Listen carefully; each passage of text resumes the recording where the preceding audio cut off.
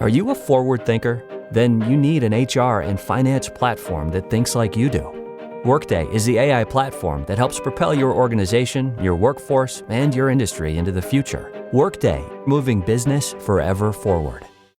Shaq here, spinning fast-acting pain relief with Icy Hot. Ice works fast, heat makes it last. Icy Hot, you're so back. Hey, this is Bill Simmons from the Bill Simmons Podcast, here to help you make the most of your summer with Michelob Ultra, a superior light beer worth playing for. Play for it with the guys when you're competing to see who can sink more birdies on the golf course, because winning tastes even better with Ultra on the line. Play for Ultra. Fill your fridge with Michelob Ultra this summer. Enjoy responsibly. Copyright 2025 Anheuser-Busch Michelob Ultra Light Beer, St. Louis, Missouri.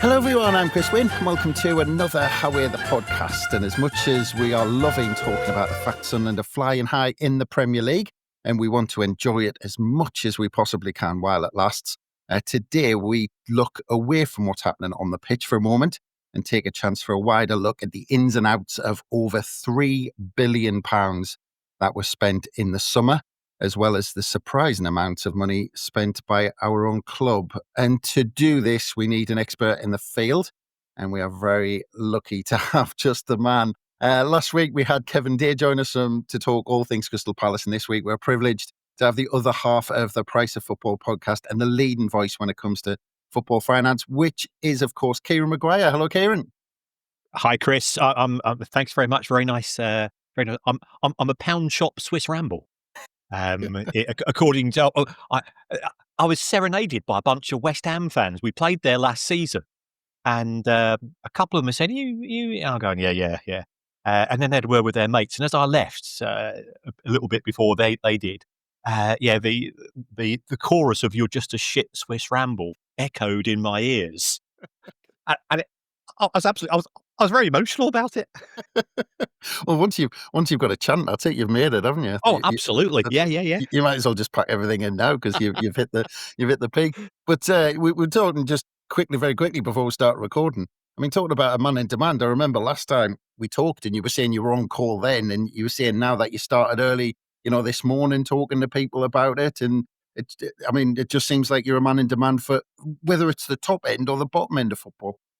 Well, it's a subject which has exploded, and there are people now doing it professionally. So you've got Chris Weatherspoon, who's effectively from your parish, of course, who does a brilliant job at The Athletic. You've got Stefan, who's on TalkSport a lot of the time, or Bagpuss, as Simon Jordan prefers to call him behind his back. Yeah, there's me and a couple of others. It's, we're not in competition with one another because there's too much work to go around, but it's certainly a subject matter which has exploded. And I guess where I'm slightly different to the other lads is that they all focus on the Premier League. And for me, I'll go down to park football if I have to. I cover Scotland and National League South and North and so on. Yeah. Well, I was talking to Kevin about this because I listen to obviously the Price of Football and try and keep up to date with it all. But have you been surprised at how much a podcast purely talking about almost kind of the ugly side has become so popular?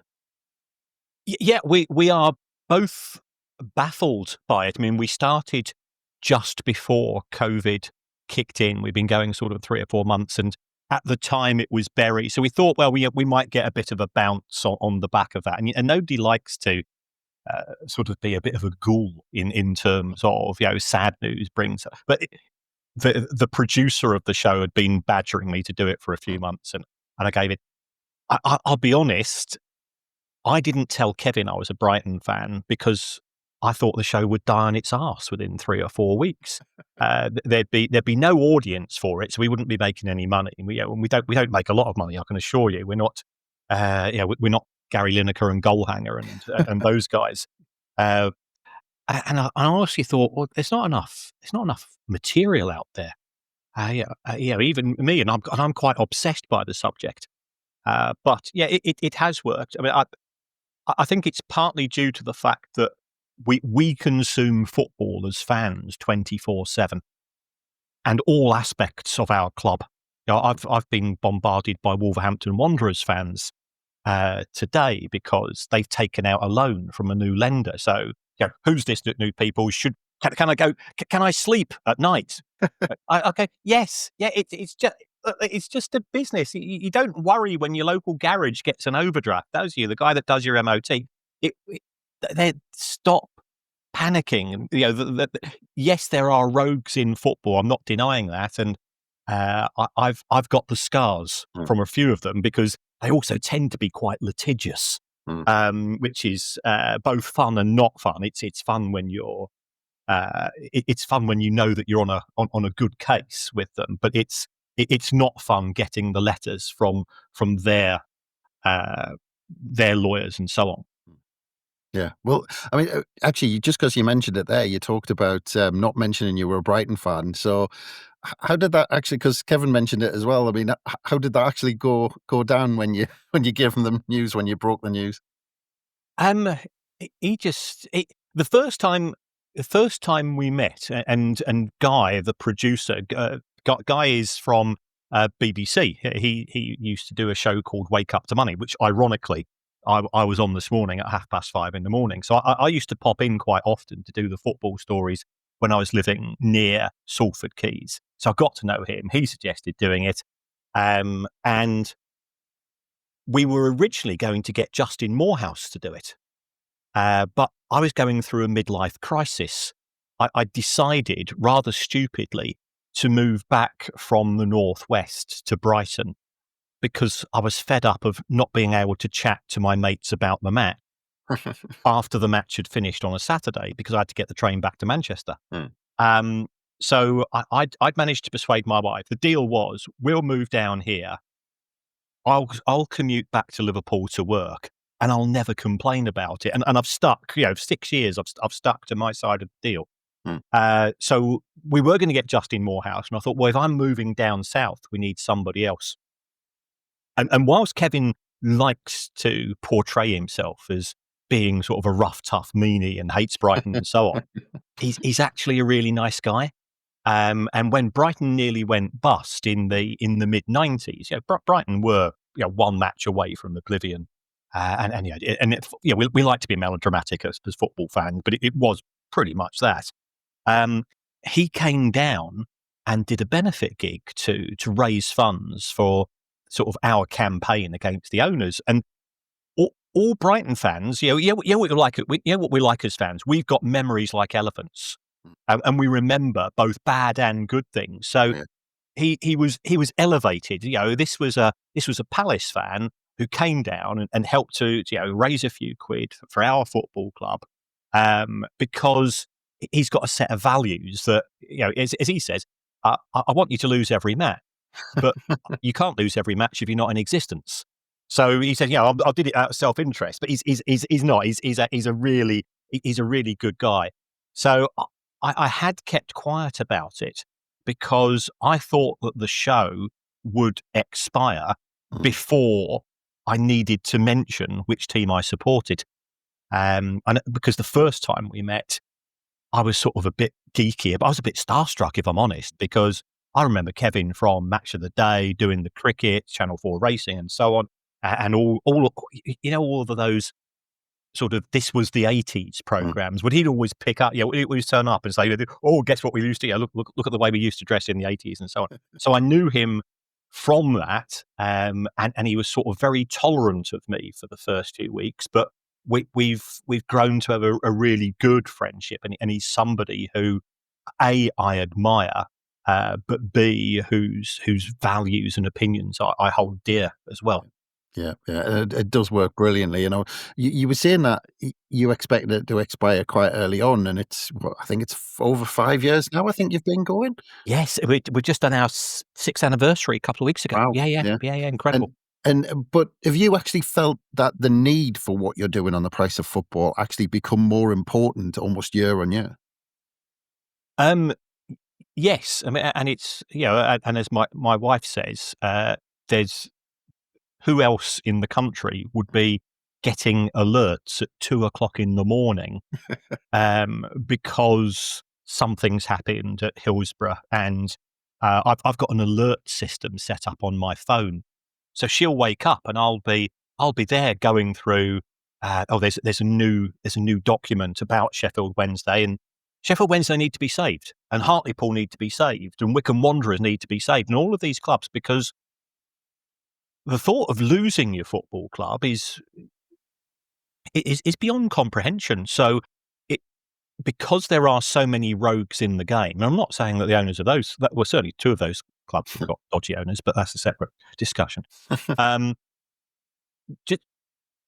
don't want anybody to go through what people in Bury went through. And I remember when Bury were in trouble, I'd been advising one of the prospective owners about, this is what you can do and this is what you can't do and so on. And they'd been trying to negotiate with Steve Dale, who's the guy that bought Bury Football Club for £1. And that he was impossible to negotiate with.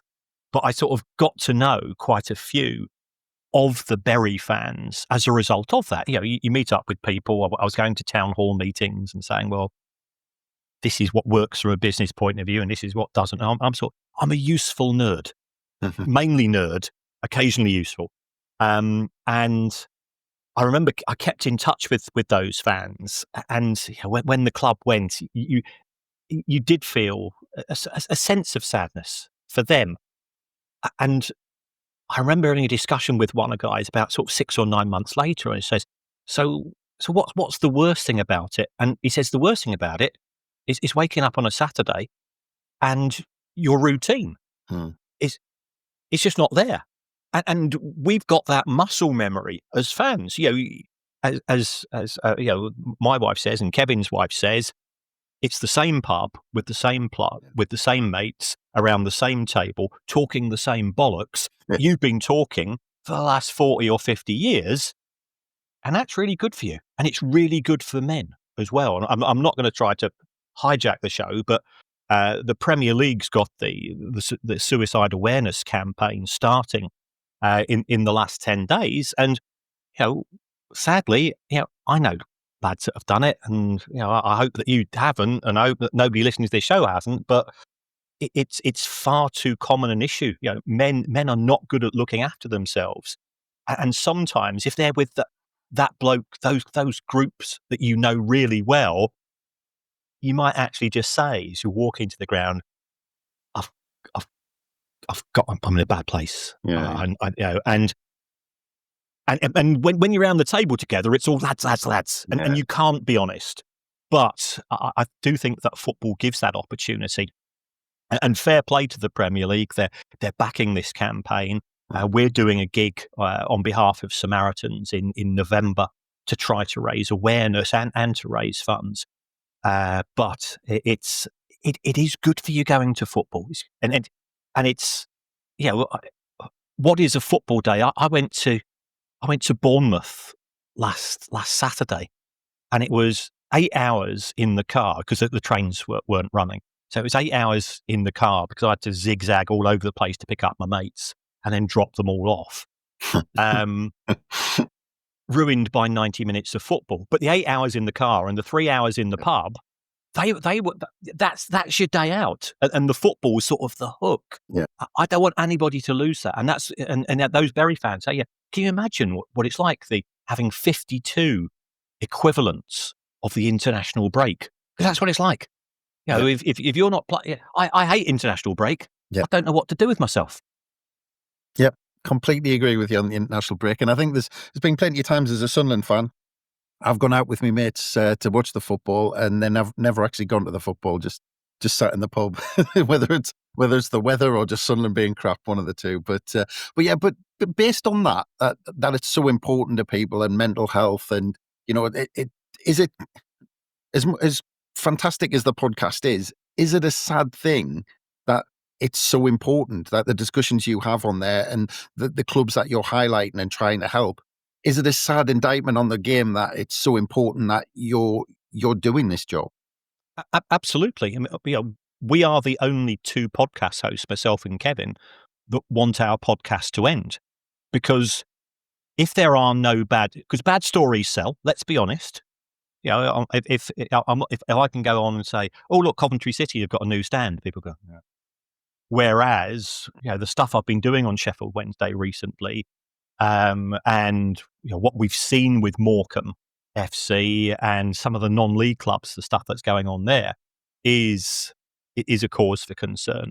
So yeah, you're absolutely right that football is not in a great place. Having said that, its ability to survive, because who have we lost? Yeah, we've lost Bury, but they've come back as a Phoenix club. We've lost Macclesfield Town. They've come back as Macclesfield FC, and there's a really feel-good factor until Robbie Savage, who was, I'm Mr. Macclesfield FC. I'm this. I'm that. Oh yeah, I'm Mr. Macclesfield FC. Oh, Forest Green Rovers job's gone. Oh, I'm off. Yeah, we always get one of them. But yeah, I mean, look, as much as there's the stories of and I kind of I'm almost going to ask this apologetically because there's so much going on in football. But we talked back to you back in March, and I remember trying to schedule that, and you were saying, I'm on call for, all of these people about Manchester City because we're going to hear something any day now, any week now. I mean, can you just give us the latest on that? Because it almost seems, as an outside football fan who doesn't take much notice of this or doesn't try and look into it, it just feels like they're trying to go on for as long as possible until everyone just forgets and it disappears. No, I mean, it goes back to that elephant issue before. Football fans never forget. So it will come out. From my understanding, it's a 10-week hearing, and there are 130, not 115 charges. It's actually 130 charges. So I was talking to a lawyer friend of mine about this, and he said, well, Kieran, you do realise if there's 130 charges, there's 130 defences that you have to prepare. And you could see the sort of the dollar signs just flickering through his eyes as he said that. He thought, I wish I'd had that gig. There are 3 people on the adjudicatory commission who are making the ultimate judgment. But getting those 3 guys together is actually very difficult. So yes, it's now 9-10 months since we had the commission hearing, but they won't have been working for those 10 months because they're in demand. So it's a case of getting those people around the table. There's an awful lot of evidence to sift through. The charges are so serious because it's effectively corporate fraud that Manchester City are being accused of. And we saw what happened to Rangers. We saw what happened to Juventus. Thinking of high-profile clubs, the impact that it had on those clubs. The board of directors, I don't see how they can survive if they're found guilty. So therefore, the people making this judgment have to do it right. And they will be incredibly thorough. I think Stefan's been saying he thought it might happen October. And it'll be great. It's just a weight off everybody's mind. My wife's actually got a suitcase packed because if it comes in, she says, right, I'm going to Dubai for a week and you're paying for it.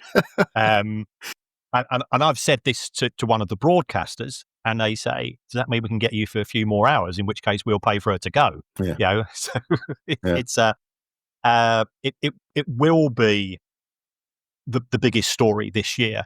But we could be having this conversation in 6 months. Right. Well, do you think people actually realise the scale of this? Because it seems like, just listening to the likes of yourself talk about it, it seems like the Premier League and Manchester City have almost gone all in. Because quite often with this, you often find that these things are settled by both sides thinking, actually, let's save face a little bit and meet somewhere in the middle and we'll get rid of this. But it seems like both have kind of dug in their trenches and they've gone all in with it. Yes. I mean, having spoken to some people, and I can't say who, there is a view held by the non-Big Six clubs that we would have settled for a big fine and a small points deduction, and don't do it again, City, and we would have saved well over £100 million in legal fees. But there are some clubs, there's one club in particular that really has it in for Manchester City, and it's become personal. So Richard Masters, who has got a really tough job, because when Richard Scudamore was the chief exec of the Premier League, you could normally sort of corral them together and say, right, this is what we're doing, and we're all going to stick together. But Super League, Project Big Picture, and some of the fallout from that has resulted in where we are now. So some clubs have simply said to Richard Masters, you're going to go, we're not going to negotiate a settlement, as we saw 2 weeks ago with the associated party transactions agreement between Manchester City and the Premier League.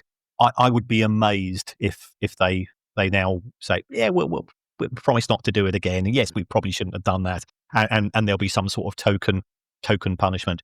It's going to be it's going to be a big read when it does come out. Yeah. The case which came out 2 weeks ago, that was 314 pages. And that was the Football Association. That was the Football Association case against Paqueta. And that was, if you think about it, that was 3 matches, 3 yellow cards, and 300 pages. Can you imagine what it's going to be when the City verdict comes out? Yeah, have you got some friends in the legal world to kind of translate some of it?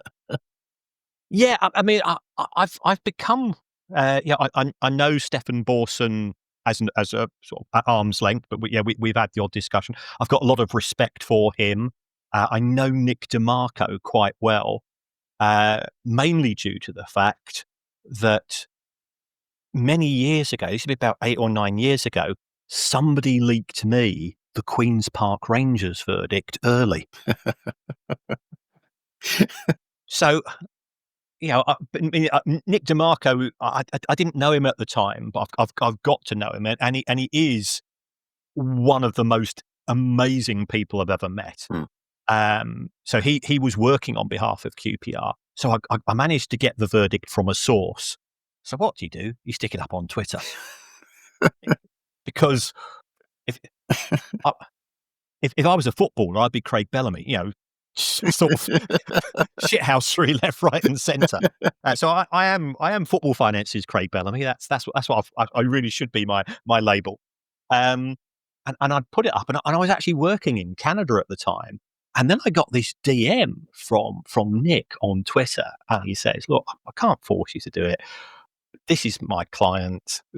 Would you, just as a nice guy, take it down?" And he asked so nicely. I thought, well, yeah, absolutely. So I took it down. It'd only been up for a few minutes. So I got to know Nick, and his legal brain is the size of a planet. I've been on some panels with him, and he's a fascinating guy. So yes, you get to know a few legal lawyers or legal experts from that, and also quite a few of them listen to the podcast. Sort of in the world of sort of finance, law, and I believe we're listened to at quite a few clubs. Certainly on the grounds of the sometimes stroppy. We've gone to some lawyers that we know when we've been on the receiving end of threats, not legal threats, from clubs when we've had a story and we felt that the story warranted publication and the club involved didn't. Yeah. Well, I look forward to you getting your Craig Bellamy golf clubs out when the verdict does come out, and you can you can stir everything up. But we're going to just take a quick break, and we'll be back after these adverts. This episode of Away the Podcast is brought to you in association with NORDVPN, which enables you to access everything you want to access online safely and securely, no matter where you are in the world. It does. And, I was thinking about this, right? the amount of transfer activity that Sunderland got done this summer, you got to be thinking Christian Speakman and Florent Gasolfi being here, there and everywhere, all over the world. If that was me, right, I'd have been using something like NordVPN because you're in airports, you're in cafes, they'll probably find someone in the public toilets using the Wi-Fi. And you wouldn't really want another football club hacking in, seeing what transfer negotiations are going on and stealing your targets, would you? Hey, you know what? I reckon that we've sussed why we kept getting Leeds as transfer targets now. I reckon Leeds weren't using NordVPN during the summer. And you know what?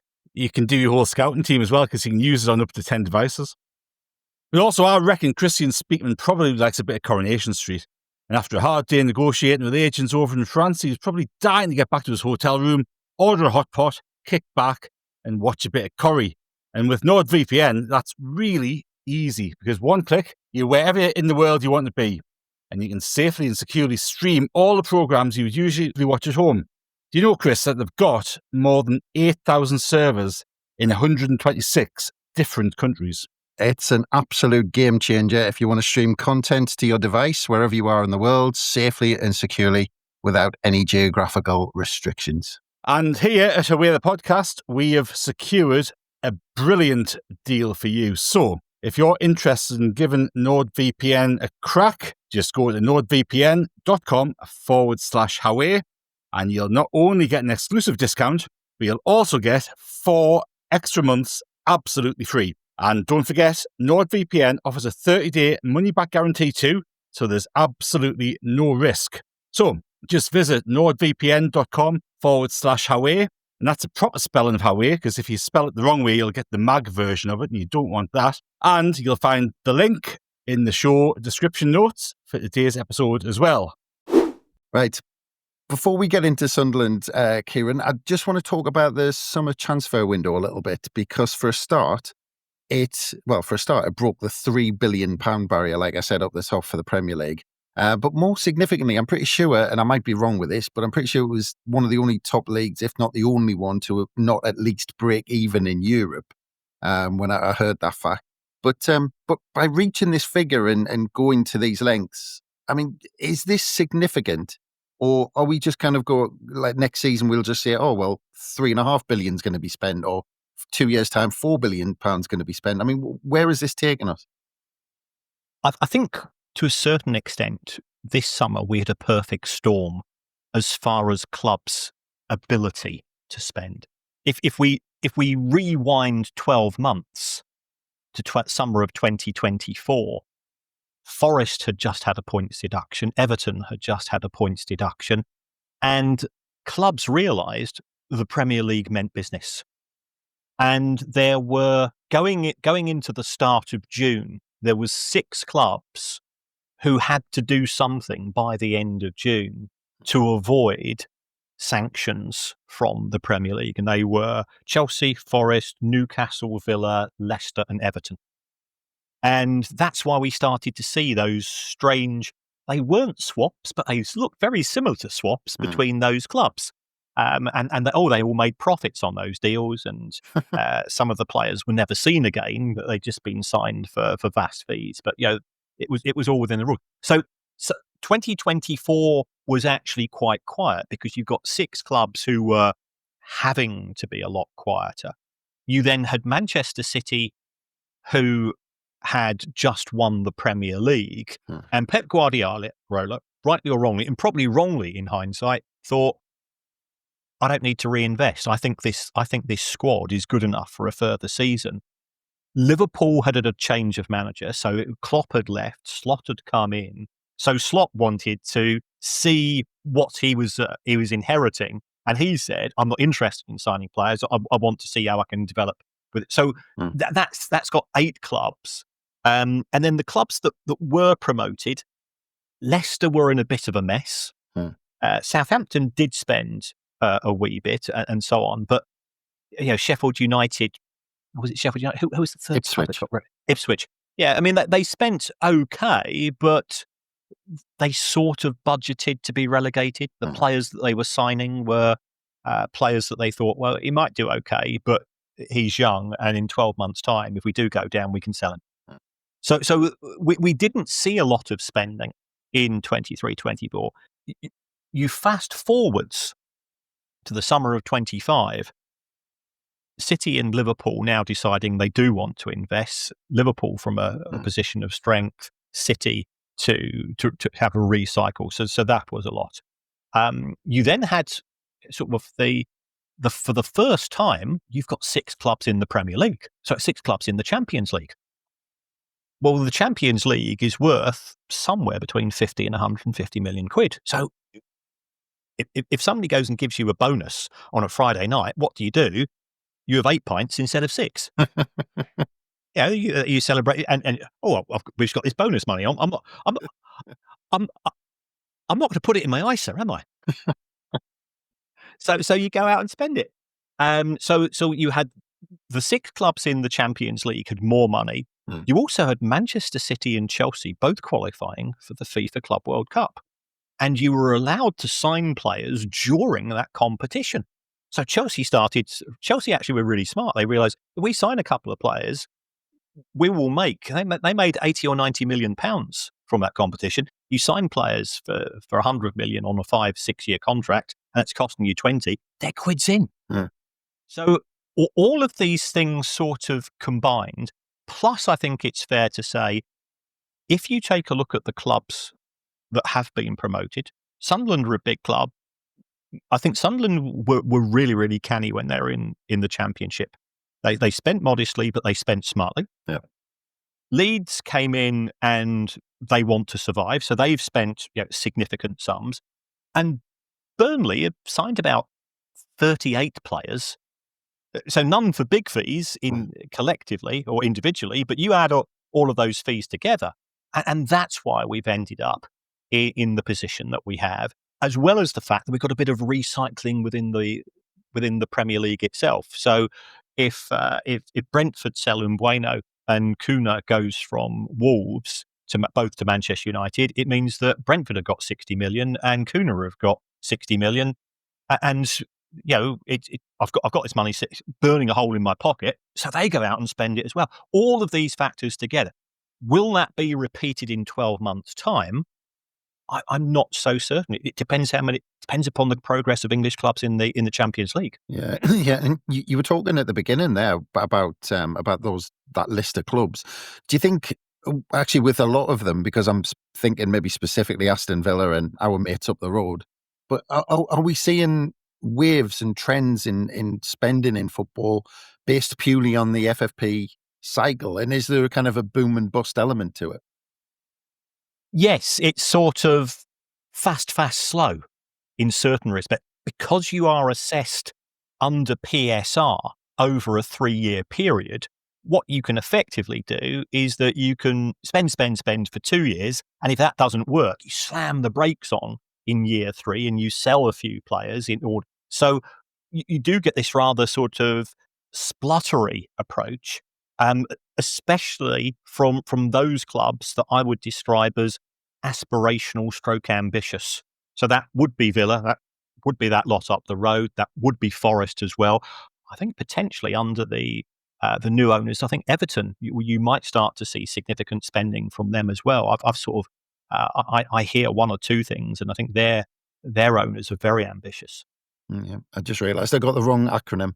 Get a choice of 2, and I picked the wrong one, clearly. But yeah, I mean, but do you think that jump to the Champions League has now almost been as dangerous as financially as going up to the Premier League from the Championship? Because I'm looking at Aston Villa, and they almost went for it in terms of, let's qualify for it again and keep making this money. But if you drop out for a season, I mean, it seems to kind of cripple you for a good couple of seasons.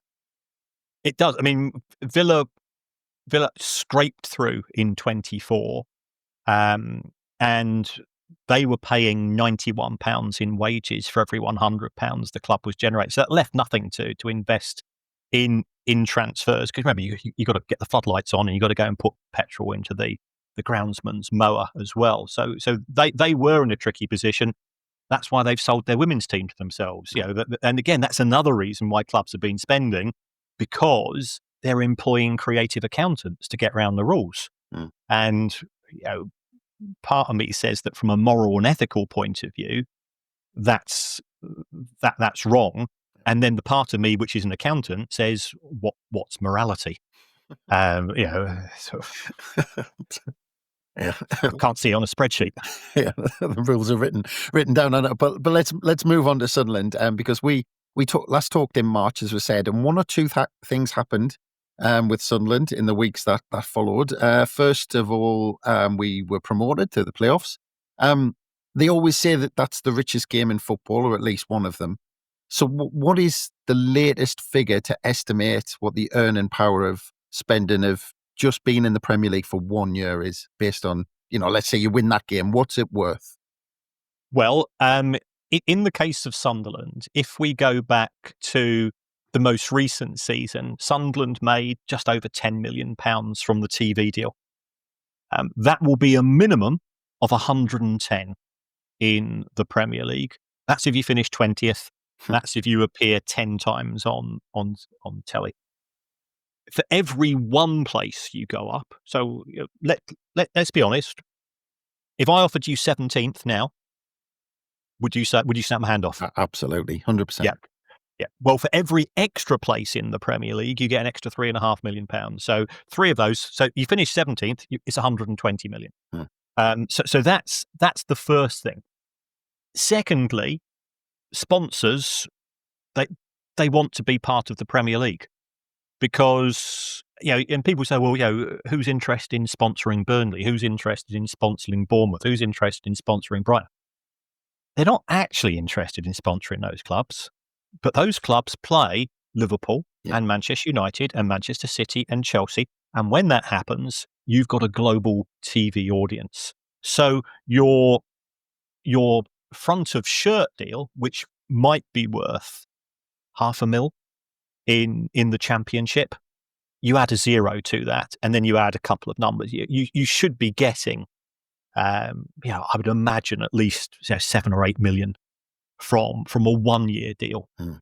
Plus you've got your other sponsors and so on, and then you've got your ticketing income, and fans get a bit emotional about this. I've put up with 20 years of shite, and now you're in the Premier League, so don't go and rinse us.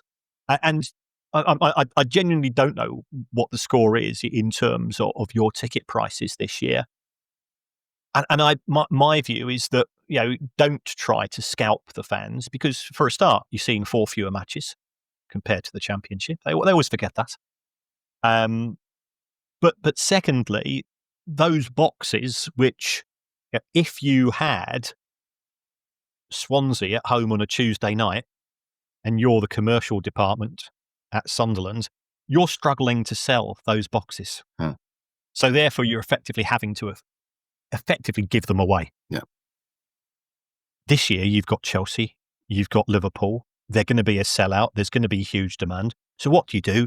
You whack up the prices. So all of those sort of collectively are really positive. So Sunderland made £38 million in the 2024 accounts. I would say you're looking at a minimum of 160, and if you avoid relegation, potentially that's going to 170, 180. So it will be transformative. That there's no doubt about that. And on top of that, worst case scenario, get relegated, you get 2 years of parachute payments. So you'll get around about £46 million in 26-27, and you'll get about 34 million in 27-28. So that's extra money. So I think it's fairly close to 200 million. And if you survive 1 year, you get 3 years of parachutes should you be relegated, as opposed to 2. And that's to stop people, for want of a better phrase, doing a Luton. Yeah. Luton got promoted to the Premier League. High five them. They deserved it. They won enough matches to do it. They got through the playoffs. You know how stressful that is yourself. But they did it, and then they had the lowest wage bill in the Premier League that season, and they spent £25 million on players, whereas everybody else is at least making. So I think the Premier League is concerned that some clubs will get promoted, bank the money, therefore they won't need the parachutes because they're not paying it out in wages, they're not paying it out in transfer instalments. And that's to actually try to encourage clubs when they come up to spend a wee bit. They got Willa. They got my daughter. I need to find her. From acclaimed director Paul Thomas Anderson. You can save that girl.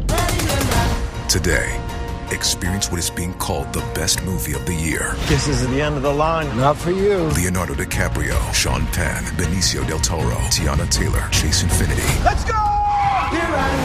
One battle after another. Now playing only in theaters. Experience it in IMAX. Rated R. Under 17 not admitted without parent. You can't hide. Finish training for the day? Time to fight post-workout fatigue with Core Power Protein Shakes. They're packed with 26 grams of high-quality protein to build muscle and electrolytes to help hydrate. The nutrition you need to help your body replenish, rebuild, and repair post-workout so you can power on to the next one. Champion your recovery with Core Power. Visit corepower.com to learn more. Does it ever feel like you're a marketing professional just speaking into the void? But with LinkedIn ads, you can know you're reaching the right decision makers, a network of 130 million of them, in fact. You can even target buyers by job title, industry, company, seniority, skills, and did I say job title? See how you can avoid the void and reach the right buyers with LinkedIn ads. Spend $250 on your first campaign and get a free $250 credit for the next one. Get started at linkedin.com/campaign. Terms and conditions apply. Yeah. Well, you've already mentioned the way Sunderland did it in terms of getting promoted. And we talked last time about how clubs are gambling so much money and trying to just get to the Premier League. But we seem to have done it a different way. We've built over a number of years with young players who've come through. We've sold the likes of Ross Stewart, Jack Clark, but we spent virtually nothing compared to bringing those, selling those players for around 20 million. Now, is this the way to do it? And does it give you more room? Because I've seen a lot of comments saying that with PSR, it's actually give us the room to be able to do what we've done this summer. Yes, because PSR, I'm not saying it was deliberately designed this way, but PSR discriminates against clubs that have just been promoted. The established clubs in the Premier League, they can lose up to £105 million over 3 years. In your first season in the Premier League, you can lose 35 million for being in the Premier League in 25-26, but you can only lose 13 million pounds per season for the 2 years in the Championship. So your losses are limited to 61. And this was one of the issues that affected Nottingham Forest when they were promoted. So, you know, the cynic in me, and I'm not a cynic, I have to say, but if I was a cynic, I would say, who voted for these rules? Oh, it's the existing clubs in the Premier League. And what do they want to avoid most of all? Getting relegated. So have they, at the back of their minds, thought, okay, here's a scheme. It sort of makes sense if we sell it, but actually it's not good because surely Sunderland should be allowed to lose the same amount of money as Bournemouth or Brighton or Palace or Wolves. So, and the clubs who you would sort of intuitively see as potential rivals for that bottom half of the league. Yeah. And because we did it like that and we've seemingly got that space in terms of PSR, do you think there might be a few clubs looking at the way Sunderland did it and going, actually, that's not a bad blueprint of getting in a good position when you actually get in the Premier League? I think in an ideal world, so if I was delivering this as a PowerPoint presentation, which I do, by the way, to various parties, I would say, organic, sustainable, being smart rather than being big when it comes to player recruitment. These are all the things that you need to buy into and using football data analytics but then I go back to, think about what happened in May and that match, Sheffield United. Yeah. They lost, they sacked Chris Wilder. And what did they say? We're going to go up organically using a data-driven approach to get out of the Championship in 25-26. I didn't think they were going to go out of the Championship that route, which they appear, which they're heading for under Sellers. So you have to be very careful. And football is full of people who will claim to be your best mate.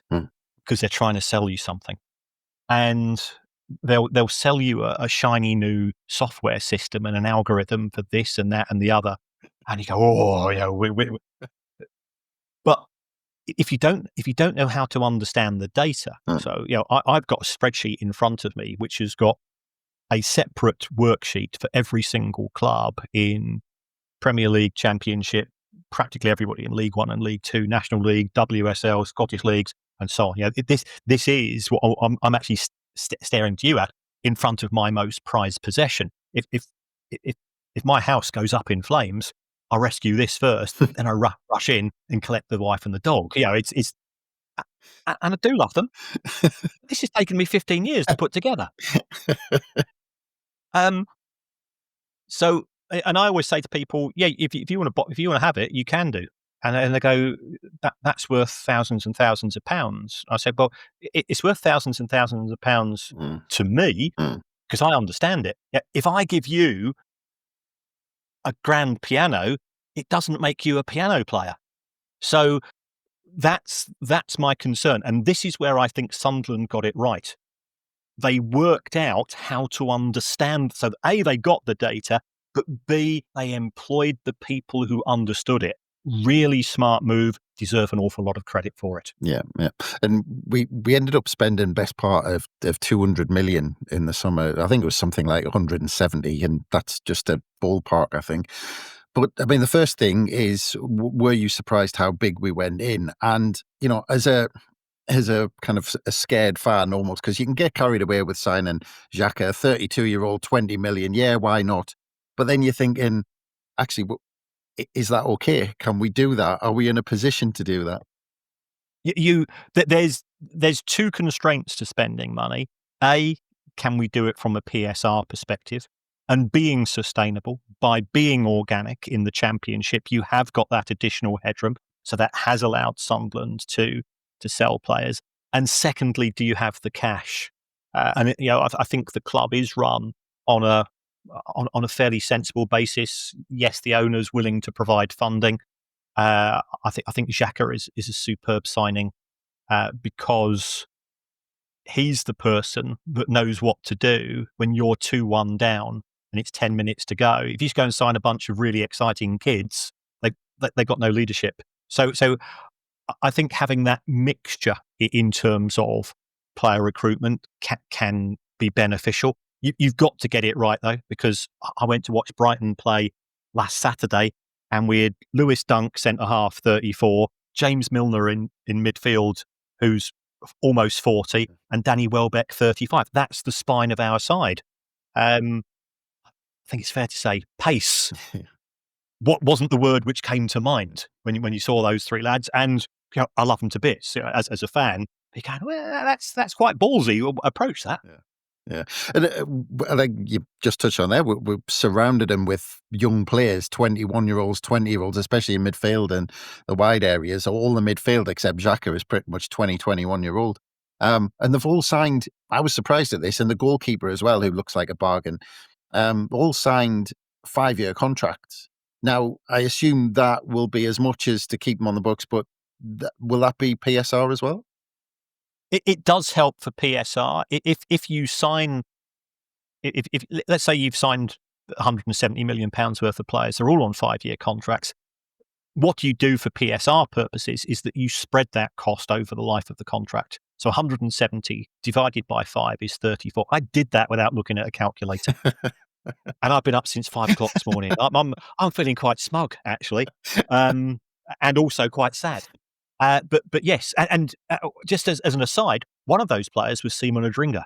How's he settled in? Oh, he's looking good. Well, we haven't done a huge amount of attacking, but yeah, he looked a lot better against Crystal Palace because he dropped out the team against Brentford for Enzo Lafayette, but he came back against Palace and he looked good. So yeah, I think they're all still bedding in, but he's looking good. I think you got a good signing there. I think the problem for him is that he would be the third choice winger at Brighton, and Mitoma is God, so he's not going to go. And Brighton signed Minte as well, who is looking quite useful. So he would always be that sort of that squad player or that Carabao Cup player. So I think he'll do really well for you, and he'll get better. Yeah, and look after Tommy Watson for us. He'll always have that moment at Wembley. Oh, so. yeah. Yeah, well, I did see him score 2 weeks ago at Oxford. Yeah. He didn't celebrate in quite the same way. No, yeah, not quite the same skill, but yeah, just on the Sunderland spending, should we be concerned about the amount of money we've spent in terms of January and the next summer? I mean, do you think we've kind of used that all up? Does it depend on how much cash we've got in the coffers? I mean, what does it depend on that we can strengthen the next couple of windows after spending so much in this one? Well, the club will have done its sums in terms of the amount of headroom that it has from a PSR perspective. And you will employ professional people to do those calculations at the club. They will therefore know what your budget is in January. Best case scenario, mid-table. Worst case scenario, 19th or 20th. And they will have that discussion with the past. I'm pretty certain, from what I understand of Sunderland's senior management, is that they're not going to go down the routes. And I know at least one club sort of took this approach, said, we're going to overspend, but we think that the benefits from overspending will be greater than the potential points deduction. Yeah.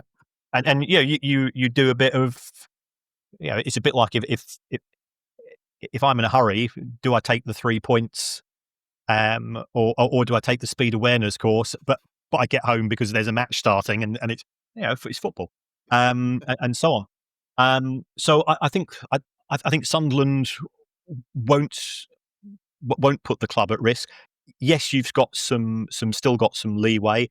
And remember, there's also an exit door in terms of sales of clubs. So that has to be taken into consideration as well. And people always focus on who's coming in, but if you're managing to shift players A off payroll and B generating profits at the same time, then that does have PSR implications. Do they have the cash? I think they do. I think a combination of the additional monies from the Premier League and the wealth of the owner combined are real positives for Sunderland. Yeah. And just a very last one, and this is a very specific one, so apologies, but just on revenues of Sunderland, over the last couple of years, and I'm talking about the kit manufacturer, Sunderland, and I've read this, it might have been wrong what I read, but Sunderland moved back to Hummel, which Sunderland fans love because of the retro. They were there in the 1990s, so we absolutely love them and fans can't get enough of them. But I read somewhere that it's one of the smallest deals in the Premier League by quite some distance because we've gone with them. And, we've maybe done that to make fans happy, and, they're selling like hotcakes. We can't shift enough. But is that something that actually the club might say, actually, we don't mind taking a little bit of a hit because actually it's making the fans happy and that's just boosting morale around the club generally? So do you think they might just sell enough that it'll break even anyway and it won't make a difference? Well, I think there's always two elements that you have to take into consideration when you're looking at a kit deal.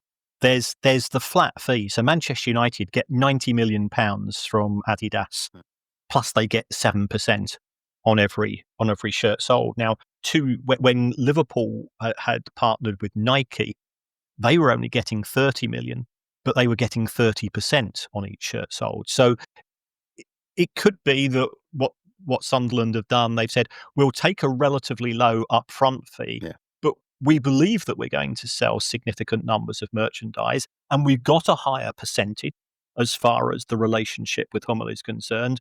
And you stick those figures into a spreadsheet, and there's a crossover point, and all the effort now is to make sure that you sell enough units that you hit that point. Yeah, and I assume we hit that point a long time ago because the shirts are flying out. But yeah, I mean, just away from the money side, because I can't let you go without just asking you about Brighton. You've mentioned them already. Ninth season in the Premier League. I mean, that's an achievement in itself, isn't it? It is. We spent 3-4 seasons trying to avoid relegation and just trying to consolidate. And again, that was a case of the football was not great. Let's not fool ourselves. But it was all about results, and the performances started to improve. And then the club has moved forwards. I think Sunderland have got some parallels with Brighton. I mean, I can remember going to Roker Park in 81, 82. I think it was your last home game of the season, and we won 2-1 in the last minute, and we were in the bottom three, and that meant we went above you, and then you had to win at Liverpool on the last day of the season as Stan Cummins scored the winner. It was 1-0. And when I have this conversation with my mates in front of my wife, and she says, I asked you to go to the groceries and get milk, bacon, and bread, and you forgot 2 of them. Yeah. How can you remember what Stan Cummins, who didn't even do for Brighton, did in May 1982? I said, it's football. Yeah. It's part of you. It's part of you. Yeah. So yeah. I mean, the only issue at Brighton at present, well, then is 2. A, we're teachers' pet. Everybody says, "Oh, Brighton's the best run club in the country." Brighton always Brighton's algorithm. That's how to do it. Yep. Yeah. Nobody likes being the teacher's favourite. So, and it's not an edgy town, as you know, you've ever been there as an away fan. So,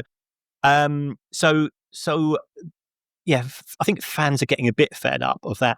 And then I think quite a sizable part of the fan base are falling into the trap of what we saw at Stoke City and Charlton when they were finishing 8th and 9th every season. And then, we need to do something radical to go to the next level. And the next level was relegation. And the problem is that Stoke City have stunk out the Championship, haven't they? I think the highest place since going down is 14th. Yeah. And they're owned by Bet365.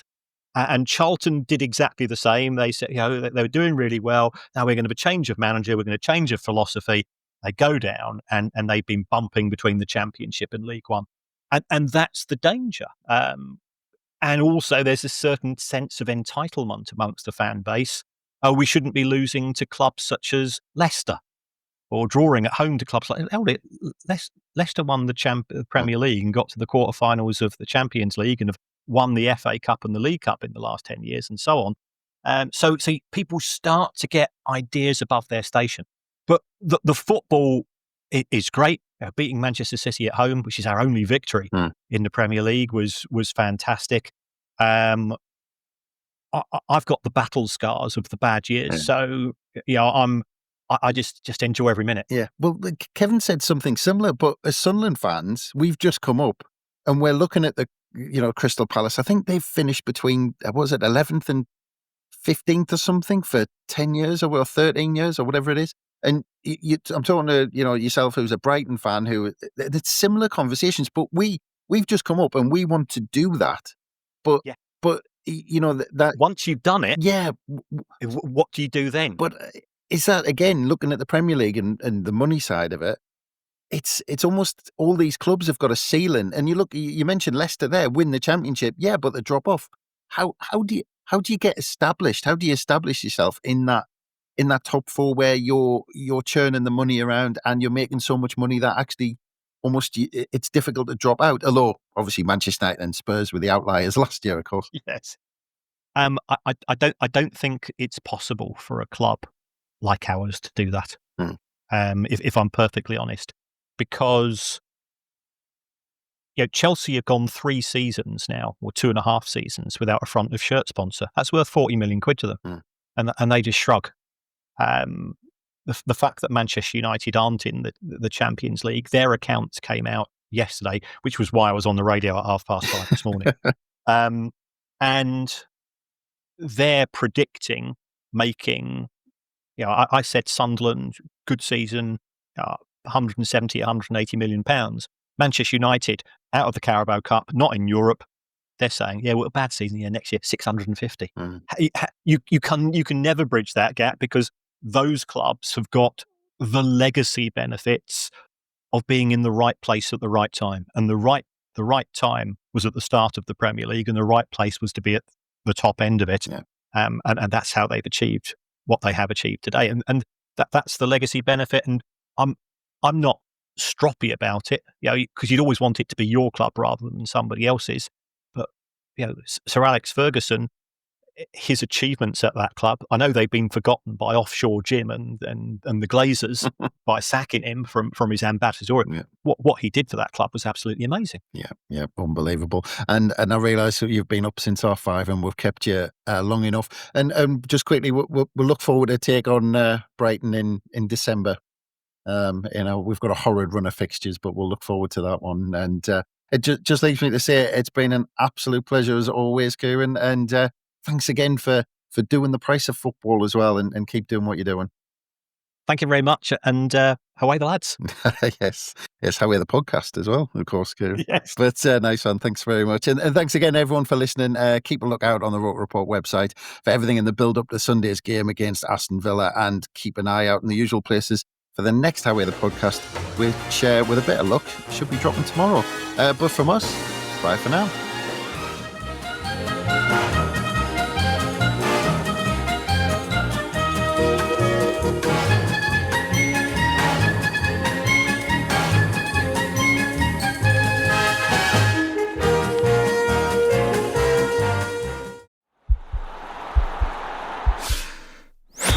This podcast is part of the Sports Social Podcast Network.